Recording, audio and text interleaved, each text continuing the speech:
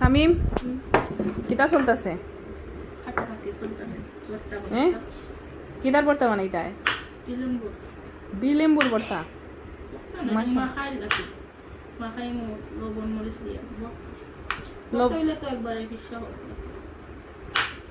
লবণ মরিচ দিয়ে মাখাই লিবা? কিতা দিয়া? বিট লবণ দিয়া?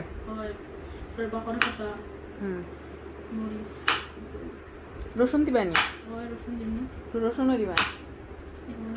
মাশাআল্লাহ, তো খুব মজা হইব না?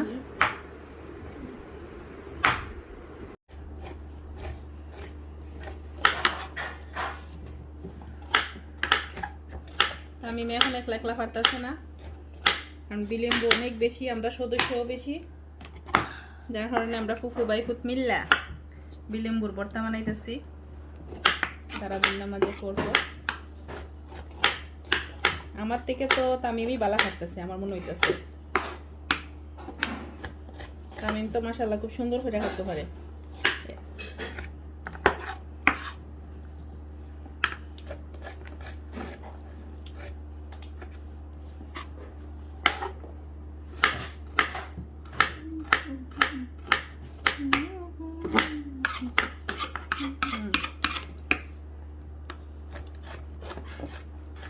তামিম ভর্তাটা কিরকম হইব? অনেক মজা হইব না? ওকে,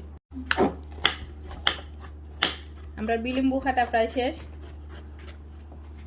এখানে আমরা মানুষ বেশি, এখানে 1 কেজির মতো বিলেম্বু আমরা খাইতে লাইছি ফুফু ভাই ফুতে মিললে।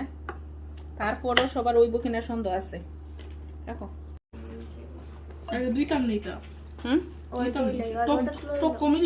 না না না, এই খাটার আগে দোয়া হইছে, এখন আর দোয়া লাগতো না।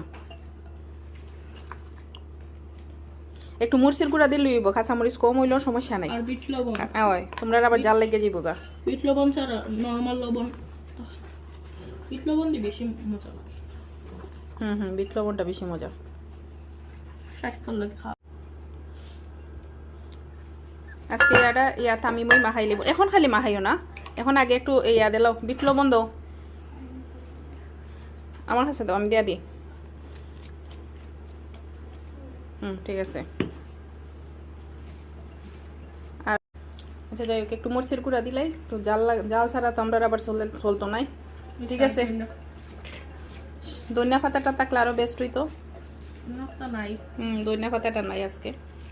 তারপরও আমি কিন্তু আর লোক সামলাইতে পারতেছি না। তোমার মাখানি শেষ হইছে? উফু এখন ট্রাই করতাম। ওকে, মাশাআল্লাহ, বিসমিল্লাহ বিসমিল্লাহ। সবাই